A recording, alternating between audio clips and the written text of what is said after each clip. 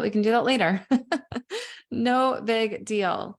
Okay, I am really, really, really excited for today because, like I'd said in the Facebook group, I think last week, I have a new strategy. It's not really new, but it feels new and it feels really approachable. I'm excited because I'm about to implement it for Roadpreneur and Cruising to Campfires. And the reason why it kind of came about. Let me give you a backstory before I pull up. Give me my whiteboard back here, you guys. I whiteboarded the whole thing. I was like, yes, let's do all this stuff. I love it.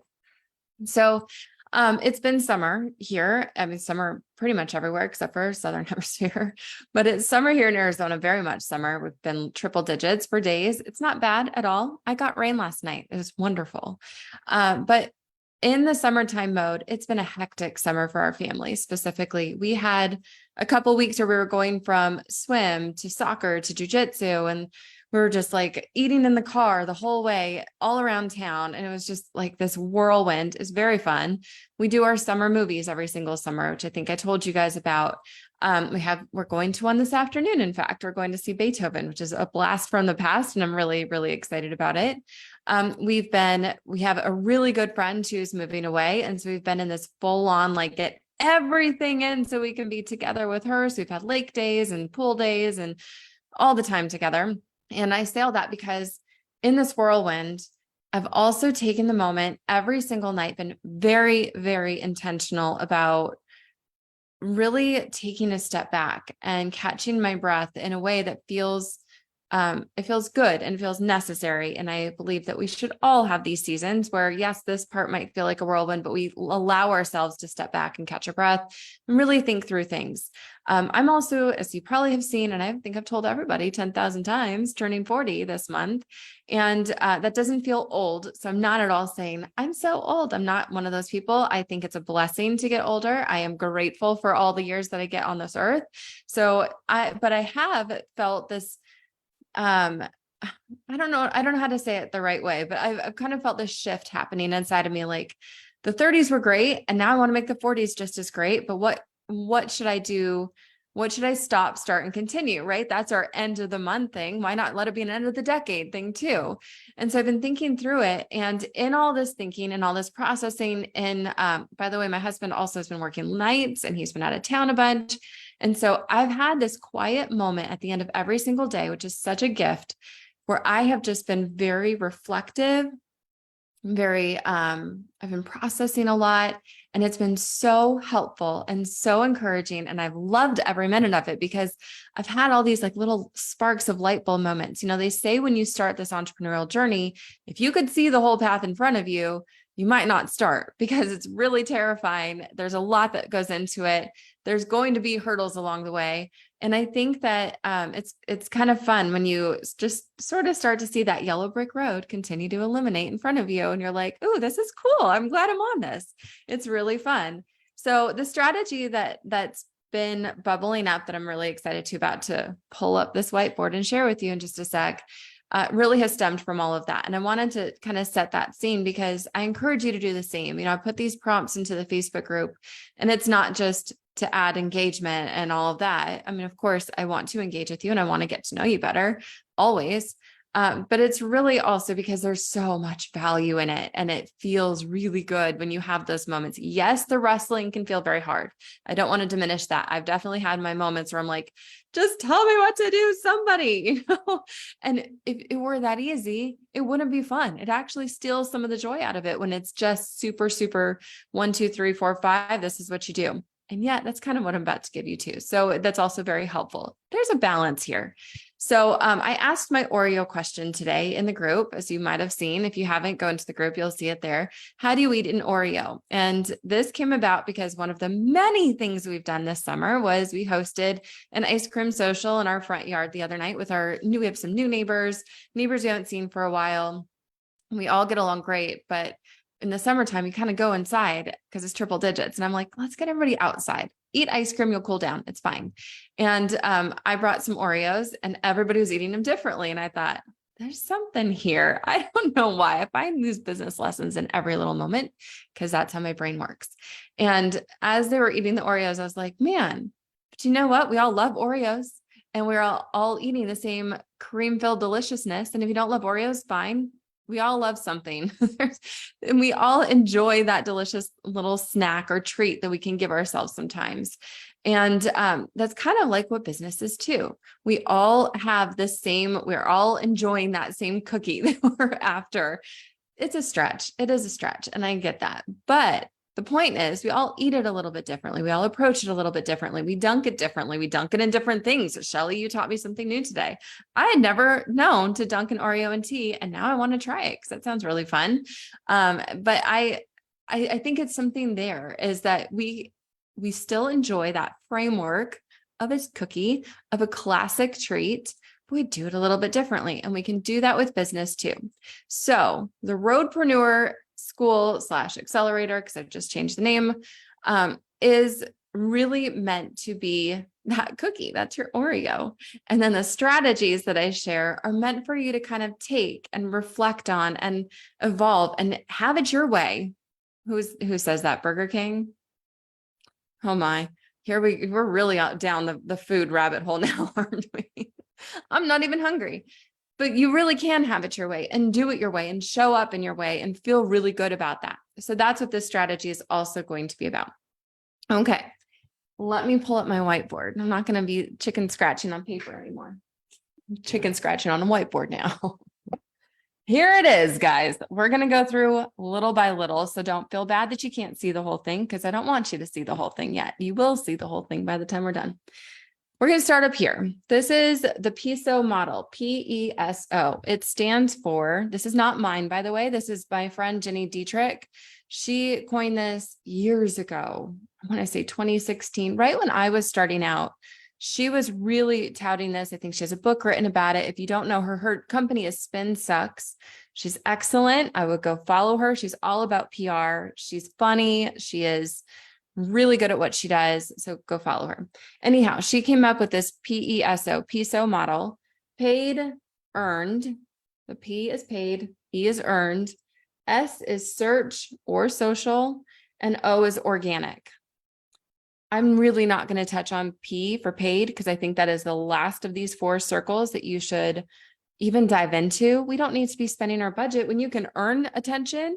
You can earn your way up the social rankings and the search rankings. They're both algorithms, so we're going to kind of lump them. And you can earn your way into organic attention. And so I was thinking through this model, and I was going through it, and I'll show you how I use the Roadpreneur framework to kind of think through how can I capitalize on all of this while doing something that feels lighter and easier, because my summer has felt heavy, and not heavy in a bad way, just heavy on the schedule. We definitely had a heavy foot on that pedal when we were planning all the things, and it's been great. I'm not complaining, but I've also felt like we need some balance and we need to come up for air a little bit. So the PESO model came to mind as I was thinking, okay, we got paid, earned, search, social, and organic. I want to lean into this. I do not want to spend a big budget right now. I just don't feel like that's where I want to be. I want to be in specifically the bottom 2 circles here, the earned and the organic, because that's something that is free. I mean, it costs our time and our mind and our brain power, of course, but it doesn't cost dollars out of our bank account. We're trying to bring the dollars in. So let's hold off on the P. There's certainly a space for it. I'll touch on it a little bit with how I would approach it, not Facebook ads. But let's first look at where I landed. So as you can see here, really, I'm very faith-based. If you're not, fine. But I was very prayerful about it. And I just kept hearing these like God whispers. Maybe it's the universe talking to you. Maybe, maybe it's yourself talking to yourself, whatever it is. For me, it was these little God whispers saying, right. That's what you love to do. Why are you not doing more of it? And I thought, why am I not doing more of it? And I found so much joy in my biweekly or every other week newsletter that I would send out. I loved sitting down and just writing and sharing my thoughts on the screen. Some of you might have seen that I am co-writing a book with Kristen, who's on right now. And we worked on that. The book is already written for the most part. We have a little bit of editing to do, but the core of it is already written. And I loved that process. And I thought, why am I not doing more of this? At the same time of that reflection, and if writing's not your thing, hang on, because you can do this with YouTube channels. You can just podcast. any type of content, you can still use this. But I love the newsletter strategy because you're surpassing the algorithms that are constantly changing. Google's AI algorithm is now coming out. That's going to be a whole other beast that a lot of people don't know how to wrestle. If they tell you they do, they don't, because it's not really out yet. So they can't know. It beats the new social algorithms. Threads, for example, just launched. And if you're on Threads, great. I haven't jumped on, but I'm not opposed to it. So I'm kind of on the in-between right now. But then the day after Threads jumped on, or it came out, which by the way is very limited functionality right now. A lot of features are coming soon, and it's very compelling. But people were already asking about, or they're already promoting, like, let me tell you how to boost your Threads presence. And I'm like, how do you know? It's so new. Nobody knows. So again, I'm like, I really just want to focus on this earned attention, organic attention, because that's in my control. That is something I can shapeshift. Newsletters, also in your control. Yes, there's a spam filter, but it's not nearly as cumbersome as trying to beat AI algorithms for Google and Facebook and Instagram and all that.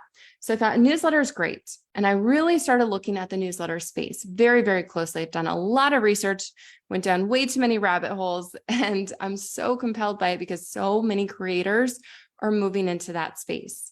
Now, there's a few ways you can do a newsletter. You can use ConvertKit, of course, that's what I use. You can also use Substack. That's a very popular and upcoming option because people can pay you to get your newsletter. Again, if you want to go that route, that's great. What I'm going to talk about here is less of the paid option, but you absolutely can use this for the paid option. So I thought, let's lean into a newsletter. So I was really looking at the newsletter space. I subscribe to way too many things. My inbox is very noisy, and but in a good way, because you can filter it all out however you want. And so what I came down to is this 5-step process for developing out your own newsletter. Again, this can be any kind of a subscription-based thing. Subscribe to a podcast, subscribe to a YouTube channel. I'm doing the newsletter because, again, I love to write, and that's where I find the most joy. That's where I feel like my voice really comes forward. I also love to speak and whatever, but this is where I want it to be. So bumping it up here, this is the 5-step process. Here we go. Step number 1 is to come up with a newsletter promise. The best newsletters out there are delivering a specific promise. So, for example, if you're on Noah Kagan, he delivers Noah's Nuggets. I think it's every week or every other week. And that's just little nuggets of wisdom that he's found online. He had a TED talk about paper towels usage, and it changed my life. It's a really good one. I should share it in the group, but it's just little like nuggets of wisdom that he has come across just building his name, because he's got a myriad of businesses and he just wants to build that personal brand. There is Neville, I never can say his last name right. It starts with an M. I can also post a link to all these newsletters if you're curious, but he has a newsletter every week. It's all about copywriting tips, and it has that promise to it. So I know now the best newsletters, the ones that I saw myself opening, felt drawn to, they have a clear promise and they deliver on it on a regular schedule. So then about that schedule, that's step 2, choose your cadence. What does that cadence look like? Now, there are daily newsletters that are every single day, Monday through Friday. I'm on several of those, and I really like them. I am considering doing a daily newsletter. I'm not quite there yet, but I'm definitely thinking through that because I really like them. It becomes a habit. And don't we want our businesses and our brands to kind of be that habitual element where we feel like we need that person Monday through Friday? I need to open up my need to know news so I can get my top 10 stories. And I open up my Meat and Hair Daily because she gives me some creative writing tips. It kind of gets my brain in the game and I feel ready to go. Those are some of my daily newsletters. I really liked those. So you have to choose your own cadence. There's plenty of once a week and twice a week newsletters too. What cadence would feel good to you that you can speak to, and back to your promise that would help your audience. And I'm going to talk through this a little bit more. So if you're like, whoa, you're going way too fast for me, I don't really know the answers to any of this. This is more for you just to think through if you want to implement this strategy. And again, I'm going to talk about why this strategy is so good. Then you systematize the creation. This is where the roadpreneur side comes out really, really heavily, because nobody wants to be writing every single day. That sounds exhausting, even for me, and I love writing. So when you can systematize that creation, and I will show you my Airtable, I'll screen share what I will send to you guys as a copy of the template. I'm not going to share the actual Airtable that I have, but I will share the template that you're about to get and talk through it, where you can systematize this creation process. It's all about curation with a little bit of creation. So it takes a huge load off of your shoulders, and you can get months ahead so that if a health emergency pops up, because as entrepreneurs, we are allowed to be sick. We all get sick. We are human beings. This way, you don't feel like, oh my gosh, I'm suddenly behind and I've got to wake up, even though I've got a fever, I've got a family member to tend to, or whatever it is. You have that opportunity to take a breath. My sister-in-law announced that she's going to get married in like a month. We're now planning a 2-week RV trip. We're actually going to go camping for it. And I don't have to feel like, oh my gosh, that's 2 weeks. I've got to take off work and I don't think I can do that. This approach lets you kind of come up for air when you can systematize how you show up in your newsletter, fulfilling that promise, and with a cadence you can keep up with.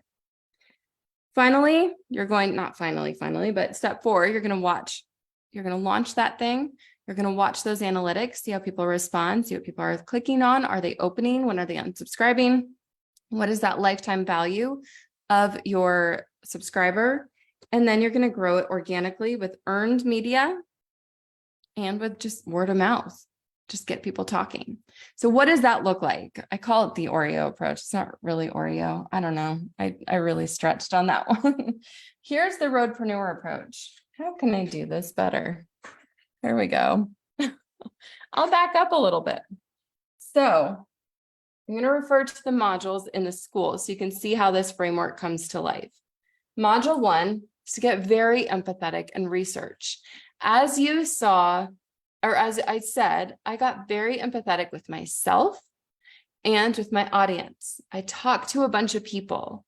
I went out there and I looked at what was happening. I went out in the wild. That's what I tell you guys to do in the Roadpreneur framework. Go out in the wild, see what other people are doing. Look at what's resonating with yourself, because that's what you're going to enjoy showing up for as well. Obviously, there's something there. It's different than looking sideways, because you're not going out there and copying somebody else.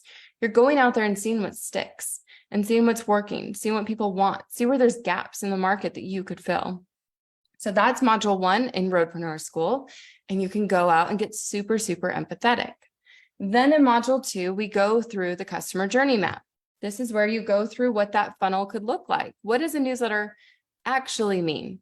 How does it actually fit into my sales and my retention and bringing people in? Because the thing about a newsletter is it's both acquisition and retention. A newsletter, and the way that I approach it, which I'm about to share with you, is not just a way to get attention. Yes, that's a good starting point, but it's also a way to drive sales and then drive repeat sales. And so the best way to do that, there's going to be a few different revenue sources that you're going to want to have. First is going to be your main core offer, which I believe we all have or are about to launch or working on. And then you can have some smaller offers. So this can be a one-off workshop. It can be templates that you sell. It can be something smaller that you can sell. And it can also be other people's stuff. So you don't have to worry about always being the one creating. Those smaller sales can be affiliate sales for other people. For example, or I won't get too far ahead of myself. Well, for example, for Cruising and Campfires, where I'm implementing this, I'm an affiliate for Harvest Host. I can sell their membership. That's nothing that I'm creating, but that's still a part where people who've bought from me before now like my products. They trust me. They know that I can camp because they've learned about me through this newsletter. When I say I'm planning a 2-week vacation and half of it's going to be at Harvest Host, they're like, what's Harvest Host? I feel like I need that in my life. Tell me more. Or I've been thinking about it and I've looked at it, but now I see you actually doing it. I'm going to go buy, and then they use your affiliate link to buy. Same with RV Life, which is an app. And so I'm a part of different membership or different organizations where you can be an affiliate for them. So that's when you're looking at this model and you're like, how do I make money off of a newsletter? That's how you do it. You have different revenue streams that are being baked into the model. And I'm going to get to that more in a second. Here it is. So you start with the value with the high and you work lower. So as you're implementing this, my hand's getting tired. I'm going to put it down. Also, I'm going to screen share for you in just a second. As you're implementing this, here's how it's going to work out. When somebody opts in for your newsletter, you're going to schedule 2 to 3 weeks, whatever feels right. Depends on your offer a little bit. Feel free to jump in the group and we'll chat more about it as you're thinking through the strategy for yourself. The first week is going to be nothing but fulfilling that newsletter promise. It's going to be a static sequence so that no one who first joins, they're not going to get your new stuff. They're going to get immediately put into this sequence. So they join your list, they get tagged with welcome funnel or whatever you want to call it, whatever's going to trigger your memory as you're looking through this. And then they're going to go immediately into this sequence. The very first, I would say 5 emails, 3 to 5 emails are going to be fulfilling on that promise, reminding them why they signed up, giving them what they asked for, what they came for, and giving it to them regularly. Now with the newsletter, if you do it daily, then that entire first week is going to be nothing but fulfilling that promise. Hey, you signed up to get daily tips about camping. Here they are, and it's going to be in that very predictable format. So for me with Cruising and Campfires, what I'm wanting to do, again, I'm not sure if it's going to be weekly or daily or somewhere in between. I'm kind of landing on somewhere in between, although daily is super attractive to me. I don't know why, I just keep pulled over there. I'm going to have different topics. So it's very easy for me to go out and curate, and I'll show you that Airtable in a second that I will share with you in the group, and that will organize it and systematize it for you. But it's very easy for me to say, okay, I'm going to share about camping recipes because that's something everybody wants. They want to know more camping recipes. It also, by the way, fits in with my product line where I have campfire recipe cards. I'm going to share our road trips. My name is Cruising and Campfires. You have to get to your destination. So road trip tips, road trip hacks, road trip ideas. I'm going to curate all of that. I don't have to create this, although I can using the ChatGPT model that we learned in your long funnel. And I'm also going to have a couple of other little topics, but it's just going to be these quick things. So 1-minute reads, not anything that's going to take a lot out of them, but just something that's quick to skim, be like, oh, that's cool. Okay, on to the next thing. But you just start to become this go-to resource. You build your name and it's fun, and you get to infuse your personality into all of it. So for the first week, it's all those value-based emails. You're fulfilling that promise. You're building that trust. They signed up to get road trip and camping tips. I'm going to give them road trip and camping tips. I'm not immediately going in for the sale. Then for the next week, you do a little bit of a heavier push on the sales, and that will be your high ticket items. So for me, it could be a starter kit, for example. Like if you are just getting started in the RV world, here are the 5 things that I would buy. Here's a bundle. You can save 50% on the bundle if you buy it in this week. That's your limited time offer. The limited time offer is really important because you have to kind of put people's feet to the fire. Otherwise they say, oh, I'll get to it, and they forget. We're all very busy. It's human nature to be very busy and to forget things. So you want to have something that's, you've gotten their trust, you've gotten their attention, you're new, you're a fresh voice in their life and in their inbox. They're ready to buy and they're excited about buying. This works really well for digital courses. It works really well for B2B as well. So for Roadpreneur, what I will do is have that newsletter, have a welcome sequence. It's a little bit more, hey, it's because it's going to be a weekly newsletter. It's going to be the first one. The first email will be, hey, this is who I am. Build that trust. Let them know what's coming their way so they know what to expect, and then give them a sample of what to expect. So for the Roadpreneur newsletter, it's going to be something motivational to keep their head in the game, keep them excited. We all get burnt out. I'm also going to do health tips because I think mental and physical health directly tied to how well you succeed in business. If you don't feel your best, that's why I believe in the Roadpreneur lifestyle, because you need to have that balance. You need to have that freedom. And if you don't, then your business will suffer and you're going to suffer. And that's not what we're about. We're about creating that space so you can have hectic, crazy summers like I've had and still feel really happy and joyful about your business at the same time. So that will be the first week. And then I'm going to sell them into Roadpreneur Accelerator, because if you want this lifestyle, I will teach you how to get this lifestyle. That's what we do here. I will help you. I will be that supporting voice for you. And then they're going to get a limited time offer to join. If they say no to it, fine, no big deal. Then they get that newsletter promise that they came for, and they get into that regular cadence of every week they get the newsletter. And that's how it plays out. And then again, in the newsletter, I can sell the workshops. I can sell my affiliate programs and stuff like that. And so there's other ways to monetize your newsletter, but still deliver value. And that to me is so fun to do. So there's the two different ways, the B2C way, where you can absolutely use this for an e-commerce shop, and a B2B way where you can also use it for memberships, getting people into memberships, sell them on, you can save 50% off a lifetime of being in my membership if you join in this first week. So that's a question that's coming. And Shelly's not on, but she has that question coming. So that's another way that you can get in front of people. Okay, let's keep moving through this. Here we go. Whiteboard back up again. Module 3 through 7 is all about, first, you're curating with ease. And I'm going to show you that Airtable, like I said, and you're creating without that burnout. And so the content you can now create on your own schedule. You don't have to worry about having to be the only one doing the writing.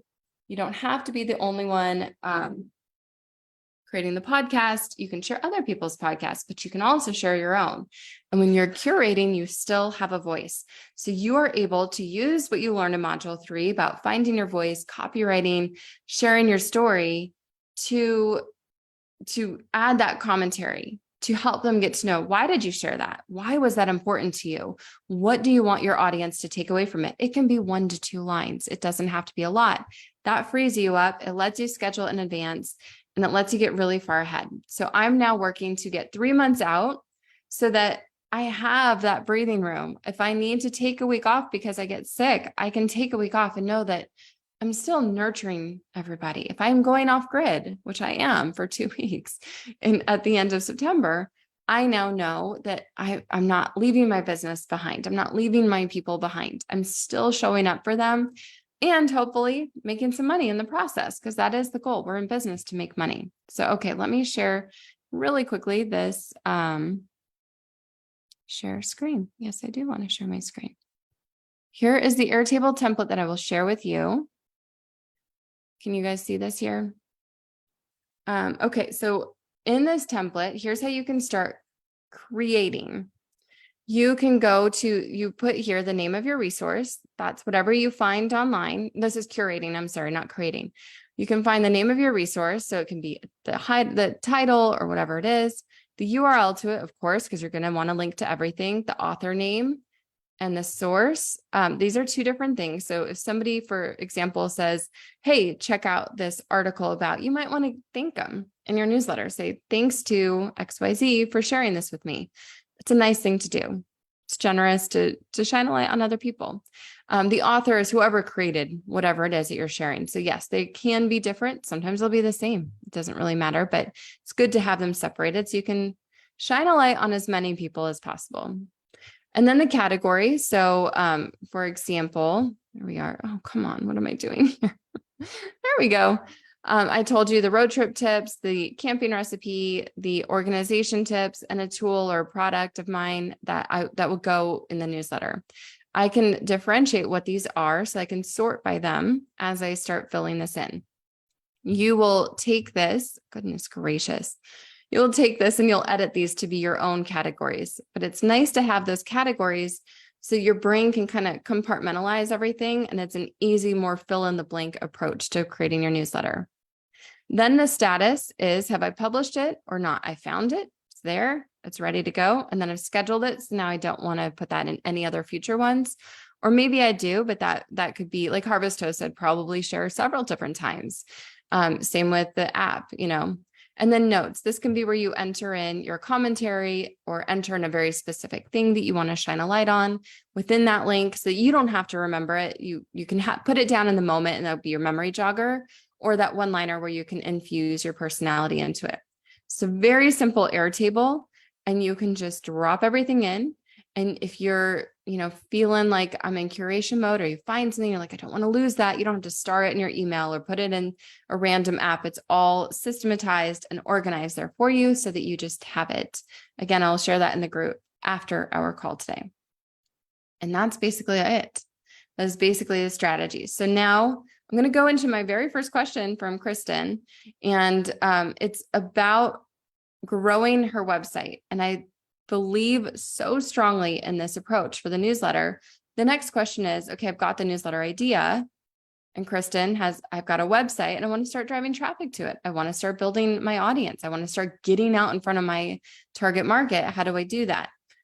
First off, I would absolutely implement this newsletter strategy and start pouring value into the people that you serve. But here's how you grow that list. Now, I said in the PISO model at the beginning, paid was kind of on the back burner. Let's talk about okay, I've got my newsletter. How do I get people to subscribe? How do I earn those subscriptions? Yes, it is. The newsletter is part of the year-long funnel. So the year-long funnel this is very much what we talked about, value and sales. You guys have access to that. And so you can go and check out that workshop for using ChatGPT. But this is more of a structured approach that also takes the need to create off of your shoulders. And it's a little bit more predictable, which is why I like it. It offers more of a value-based approach for your audience, and it's easier to sell. I feel like you can sell more often with this. Okay. So I'm looking at my notes here because I had to write everything down. So for you, Kristen, your growth strategies, and I can drop all this in the group, but feel free to take notes. Some growth strategies for using your newsletter to drive people to your website. First is to lean into these newsletter networks. There are a ton of newsletter networks out there. It's a growing database. So I said Substack, that could absolutely be one. And I would start with writing your newsletter every single week and then growing it using these different strategies. So I just want to put that out there first. So I'd join Sparkloop. This is where you can recommend other people. The Creator Network and ConvertKit is another one. And I'm happy to share a whole list of these in our group, and I'll do that after the call. But tapping into these newsletter directories where people can now go and say, oh, you've got a newsletter to share. I'd love to link to it in mine, and we can swap links. It's an easy, organic way to tap into other people's audiences. Speaking of that, you can also reach out to people, to large groups of people, and have them have their people sign up for your newsletter. So for example, if you are Penny, I see that you're on. If you're an accountant and if you're a bookkeeper, if you were to reach out to organizations and say, hey, I have a newsletter that's all about accounting that I feel would add value to your accounting department, you're now getting one person to say yes, but maybe 200 people to subscribe to your newsletter. If you have, Shelly has asked about her website, and we've talked in the past about doing these in-person events. You get one coordinator to say yes, and you get 50 moms who are in the room to sign up to your newsletter. So you're looking for that one big yes, and then a bunch of people to come in and sign up for your newsletter. Now you're building your audience. Now you're getting people in where you can then take that first welcome funnel where you're adding value, and then you're selling your big thing, and then you're adding value and selling your smaller things. That's essentially the crux of this funnel. And just nurture them, pour back into them. And oh, by the way, also get them to want to work with you because now they know, like, and trust you. You can do some sort of a PR stunt. So a PR stunt doesn't have to be tacky, but it can be really fun. My friend has her husband, she's actually in PR. And so she coordinated this for them. He's a physical therapist. They were opening up a new office. And rather than blasting out a press release saying, hey, we have a new office, which the news outlets are going to be like, cool, there's new businesses that pop up all the time. They did something where I'm trying to remember exactly what it was, but I think she did like a 24-hour run around the track. And so they gathered their physical therapists and they kind of did this 24-hour event at the track. And so of course now the news outlets want to come and cover it because you got people on the track for 24 hours. It's directly tied to what they do. The Walk for Life for the American Cancer Society, another great example of this. I participated in that a lot of times. They will line the track with luminarias, and you can decorate those luminarias. And so we'll regularly do that. We've had several friends who have passed from cancer, and they each get their own luminaria. And for 24 hours, you have somebody on your team who will walk the track. And the whole concept behind it is cancer is a 24-hour battle. It's not just a here or there, show up for chemo, and then you're done. You're fighting that thing hard. And so it's a show of support. That line track with luminarias is so powerful. Of course, the news is going to want to cover that. And don't you think that's going to bring up that earned media for your business? And then you drive them to your website where you have your newsletter, and they can continue to be inspired by you and work with you and get to know you better. It all funnels into there. And then, of course, anytime you curate somebody else's stuff, you reach out to them and say, hey, by the way, I linked to you. I just want to let you know I really enjoyed what you had. I shared it with my audience. Just thought you'd want to know that it's out there. That's a great way to get attention, because chances are the psychological rule of reciprocity is people are going to want to then say, hey, thanks for that. Go sign up for this newsletter. She obviously knows her stuff. She obviously has great things to share because she shared my stuff. They know that their audience is ready to hear that message. They also know that their audience is the right one for your newsletter. Now they can provide value by recommending you. So there's a lot of different ways that people can jump on your list. And then, of course, linking to it in your Instagram bio or your LinkedIn bio, and consistently showing up on social media. So that is the last part of this. So Kristen's question, which I didn't even read, but essentially, I can read it. Why wouldn't I read it? Her question is the best way to launch her new website. And this is, she wants to get exposure for the site, people sharing and feeling like I'm an expert in the area that they need help with. This is such a great way. You've got a newsletter where you're regularly showing up for people. You're shining a light on a lot of different areas. You're giving back in this way regularly, consistently, and helping people out. And in having that newsletter, people are more likely to pay attention. They're more likely to want to, they have that next step in that customer journey. Again, module 2, it's that next step. They buy from you and you're still nurturing them. You're still nurturing them. You're still giving them ways to continuously grow with you. And now you're that expert in your field. So here's the system that I would use, and I am using to now, because this probably sounds very daunting and overwhelming. And yes, we're using the whole coaching call for this because I think it's so important. And it answers a lot of the questions that I've seen in the group and that I have for this week. Here's the system that I would then use to create it, to curate it, to bring it all together. Because now you're like, great, you're adding something to my list, Kimberly. I don't need more added to my list, but you do, because this is important. Because you can cut out all the other stuff and have a very clear direction. So here's how I would do it. We're going to start on Thursdays. We're going to say that your newsletter goes out on Fridays. So on Thursdays, you're in idea mode. You are right now, you're researching, you're thinking through, what am I going to talk about? What am I going to share? Maybe you're not, because you've already, bulked up a few weeks in advance or whatever, or hopefully a few more months in advance. You give yourself that buffer, but you're in that research mode. On Monday, when you sit down at your computer, whatever your Monday is, maybe your Monday is a Saturday. Sometimes that happens. On your Monday, when you sit down at your computer, you put together your newsletter for the following week or for weeks ahead, and you'll know what's coming. This is important. You'll know what's coming for that week. Just track that somewhere somehow. But even as you get out ahead, but you're on Monday, you're putting together your newsletter. If you're writing something, creating content, a core piece of content for that newsletter, do that on Monday. Get that big chunk out of the way first, because from that, you're then going to drive people to your newsletter, drive people to your list through social posts. So Kristen, you have a B2B business, a B2B business. You're selling to businesses. So you want to show up on the platforms where businesses typically show up, LinkedIn specifically. You can take your newsletter, take that core piece of content for the week, and create your social media posts leading up to it. So that will be, I would break out 10 to 20 different posts and then just schedule those bad boys, schedule them out. And at least one of the posts should be something that says, hey, on Friday, my newsletter is going to talk about XYZ. This is why I said to track. If you're months ahead, you can schedule these months ahead, but you can say on Friday, my newsletter is going to share this strategy for nonprofits to get more people to their events, or this strategy for whatever. Or I'm going to be sharing some really cool articles that I've found online about this particular topic. Now people have a reason to sign up, not just for a newsletter, but for that specific newsletter. They don't want to miss out. You're tapping into that feeling, that fear of missing out. It's a free, easy yes. You can even say, DM me if you want me to add you to the list. They'll send you, DM me your email address. I'll make sure you get it. They'll DM you the email address. You drop it into your email software, or have them sign up. I'd always link to that sign up page and get them on your list. Then the day after So that Saturday, you're also going to schedule this. You can schedule this out ahead of time, of course.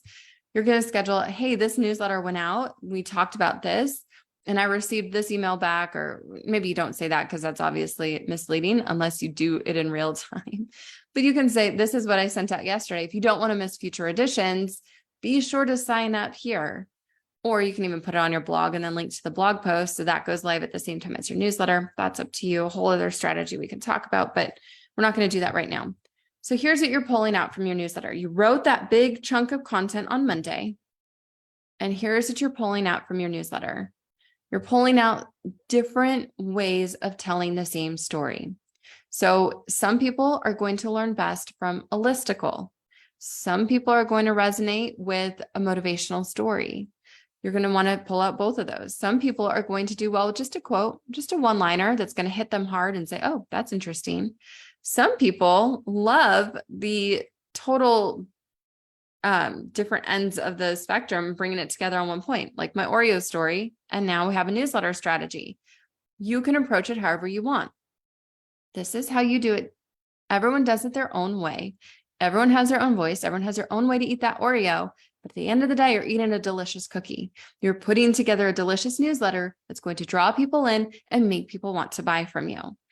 Now we've brought it together. So you can do that. You can pull out statistics that are in the newsletter and saying there's 4 more that are waiting for you. Here's one that's super compelling. There's 4 more waiting for you in my newsletter. Make sure you go sign up for that. Just keep driving people to it, or just keep sharing the value that's in it. Nobody, I mean, if they're looking that closely at your social versus your newsletter and saying, well, you're sharing very similar stuff and I don't want to see it twice, well, then they can unsubscribe and that's fine, because clearly they're very tuned into you over on social media. So that's another thing that you can do, but you're basically just pulling out bits and pieces from the thing you already created.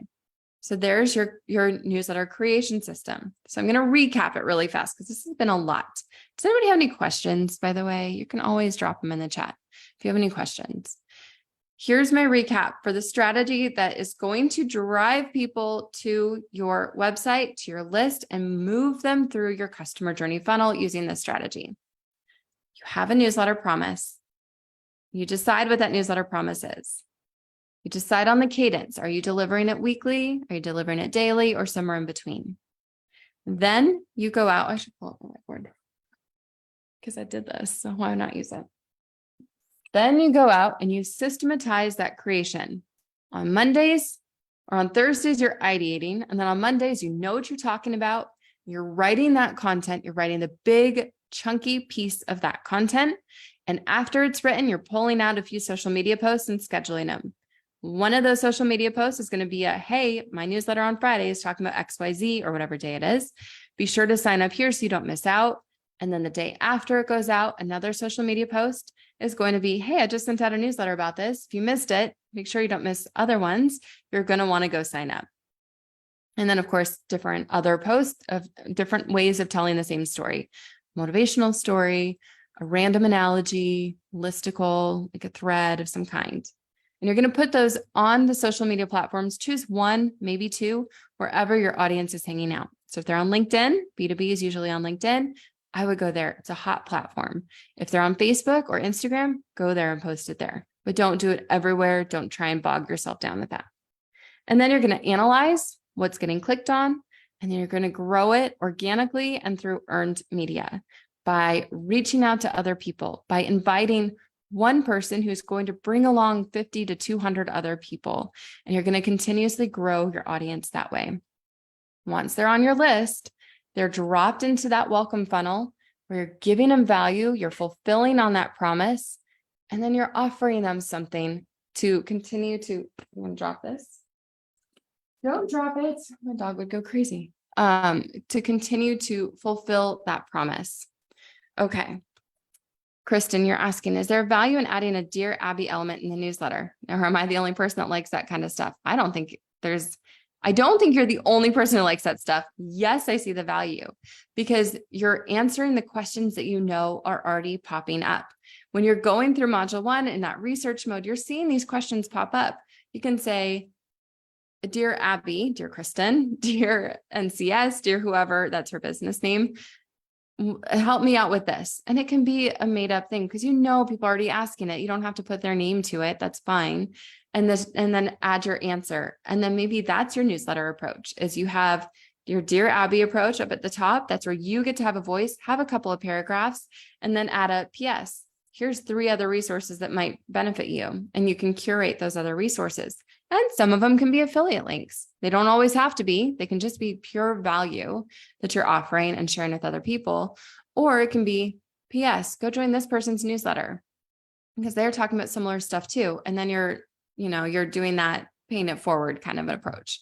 And if you say, hey, by the way, I recommended your newsletter, or you get into SparkLoop, or you get into the Creator Network, those are free places to be, then they're going to see that and they're going to rule of reciprocity. They're going to want to refer yours as well. So that's an easy way to approach it. But I really like that. I think that there's huge value in it, especially as you're solidifying your name as the expert in your field. You know your stuff and you're answering these questions that they're asking. So obviously, them, the person on the other side of the screen, and you've got a solid answer to back it up with it.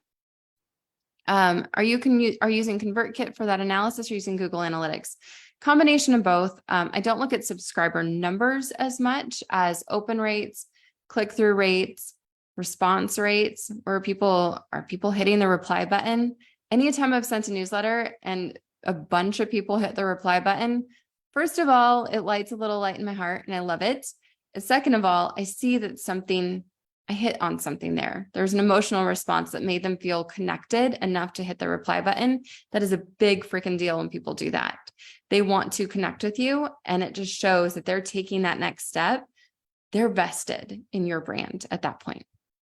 And then Google Analytics, because if you're linking out to content on your website, absolutely. You can also link out to, hey, I tweeted out this question, or I posted this question in the Facebook group. I'd love to hear your answer. Click here and go answer it. If you see a flurry of responses to that can be an easy link that you add into a newsletter. Then you see that you've tapped into something and people are responding and they're engaging. There's something there. So Shelly, so you're saying, so everyone gets a welcome sequence and then they start to get the current newsletter, or is everyone getting the same newsletter at the same time after the original welcome sequence? So you have the welcome sequence and then they just get dropped into the regular newsletter. So how I would filter this out, whenever I'm sending out a new newsletter, I'm removing the tag. So send it to everybody except those who are in the welcome sequence.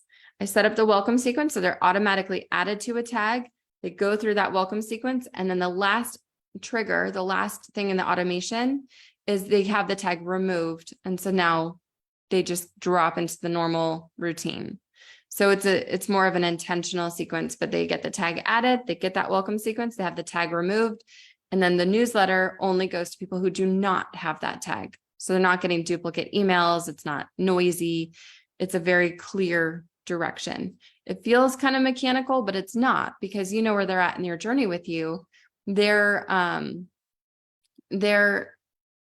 process or their point in your customer journey right after acquisition, they're now in the retention part.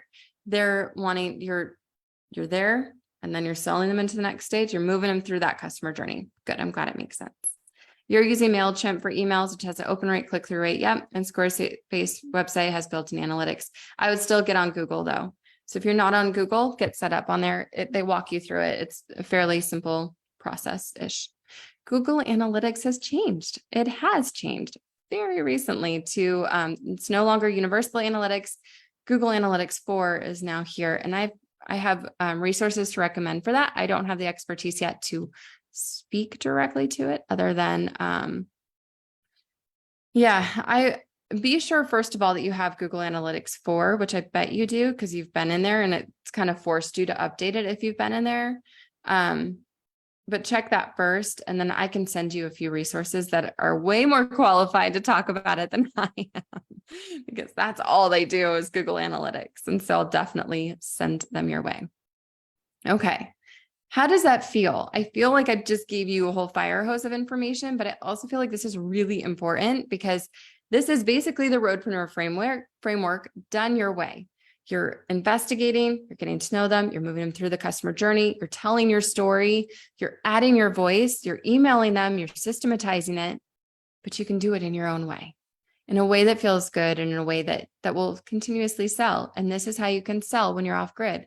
This is how you can sell when you're having an extra travel day because you had a blowout, because that happens in the RV world all the time.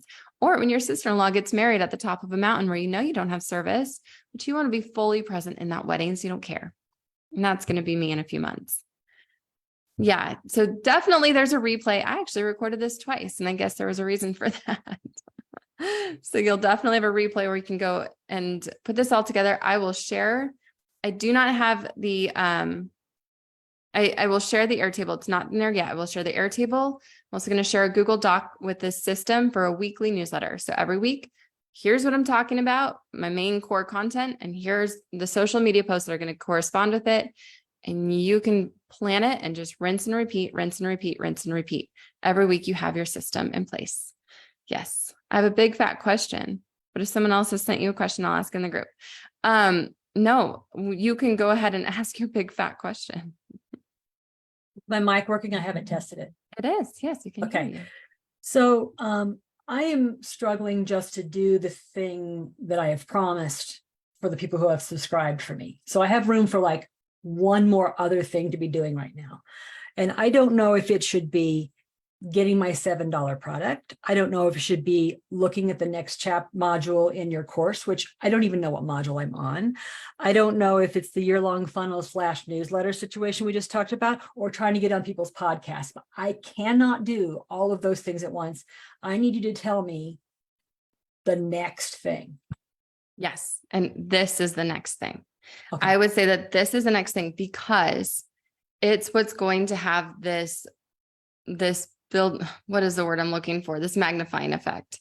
You start getting people on and you're building out this funnel. They're going to do that. You're going to be getting more people to subscribe, getting that money in, and you're going, and that is the next right step is always that is a really good book, by the way, The Next Right Thing, one of my favorites, really good book.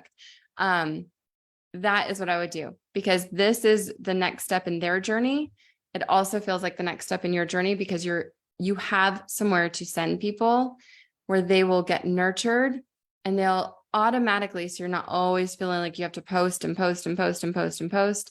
This is a more systematized way to bring people to your subscription product and get people paying you faster. Then your only two focuses are creating the product, of course, which you just said, and getting people on your list. And this is an easier way to get people on your list because now you've got that newsletter promise. You've got that promise for when they join. I'm going to be sending you XYZ. And what you could even do, Sarah, is you've done a really good job with sharing those calendar dates on social media. You can continue to do that, but then just put them into newsletter form. So it's one smaller step. You already have it all together. It's just putting it into a newsletter form. So that calendar was going to be my $7 product. So do I do it almost the way so I have my posts are set up into August because my course is set up into August. So starting like August 3rd, I think my calendar update posts say, hey, if you want to know this stuff ahead of time so you can plan, subscribe to my $7 product, or buy my $7 product, which I basically don't have set up yet. So I've got till August 3rd to do that. I want to make sure I'm not giving away the thing I want to sell, but if I'm just letting them know that day, I can still trade on the idea of if you'd like to have this ahead of time so you can plan for it. Yeah. Okay. Yeah, that's what I would do, because then they feel into it like, man, that was really cool. I wish I had known that a few days earlier. Oh, but you can. Okay, great. Thank you. Oh, but you can. And you can also subscribe because then you can get more information about it. It's not just the date, it's more. And so that makes a lot of sense. Okay. Thank you. Yeah, that's really good. So only do a few dates in your newsletter. I'm sorry, it just like popped up something over. Oh, only do a few dates in your newsletter, then teaser posts on social, then buy my full calendar. Yes. I mean, you can still link to the product in your social media posts. I would do, yeah, exactly. So for Sarah, or even just like day of, like today is the day is XYZ. And then that way they know on the day, they're not missing out. But if you want to know in advance and have more of the bigger picture in advance, buy the $7 product. And if you want to know how to use these dates to your advantage and to get that transformation that you ultimately promise through your subscription, then subscribe, and then you'll really get everything, and you're going to just hit the ground running and have all the tools that you need. So The thing that that's to me, awesome is that I already have all that stuff written. It's yes, already see, so, now okay. it's just chunking it out and scheduling it. Oh, okay. Yeah. Awesome. Awesome. Okay. I'm going to close this out for right now and let this sink in. I will be sharing today with you the Airtable that I just showed. I showed you the blank version because that's what you're going to get, but I can share with you what a full version looks like. Yeah. And you have the replay to this. This is going, and I'm going to, and let's talk through this as you go out and decide on that newsletter promise or think through that. Use the group to talk through it, because that's where we can share ideas and lean in. Like, does this look right? Or is this too much? Am I going to be overwhelmed with this? That's what the group is for. And that's what we speak through all of this about, because I gave you the strategy, but now we got to implement and decide on the specifics. And that's where everyone's specific is going to look at like how they eat the Oreo. It's all going to be a little bit different, and that's okay. There's not a right or wrong, but we need to understand your audience. We need to understand you. So you've gone through the research, you've gone through these empathy mapping exercises. Now it's taking that information and say, how can I show up for my people in the best way on a regular basis and sell to them? And so, Sarah, that example is perfect. I love how it's just so logical. And it's like, of course, why wouldn't I say yes to this? Of course.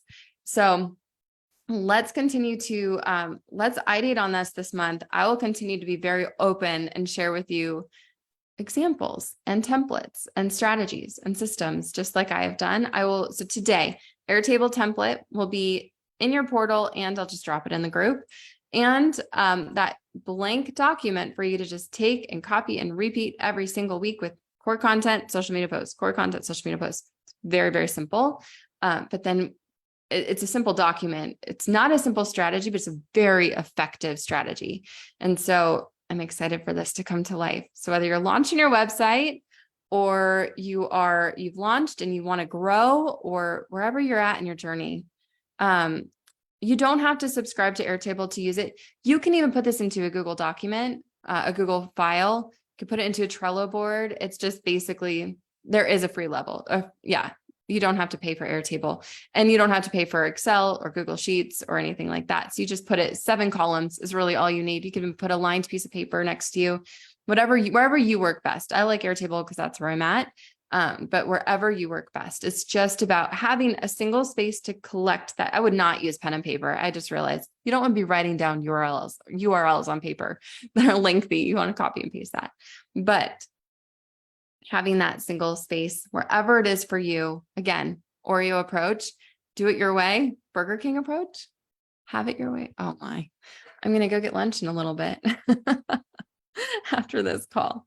Okay, you guys, I hope you're feeling as joy-filled about this and excited as I am about it, because it just is how you're going to sell from the road. And it's just so freeing when you can get out ahead and really get in front of people in this way. So hooray. I will definitely be in touch with you guys in the group, and we will continue to talk through this strategy throughout the month or months ahead, whatever it is, but we will continue to chat through all of this because I'm excited to see it come to fruition.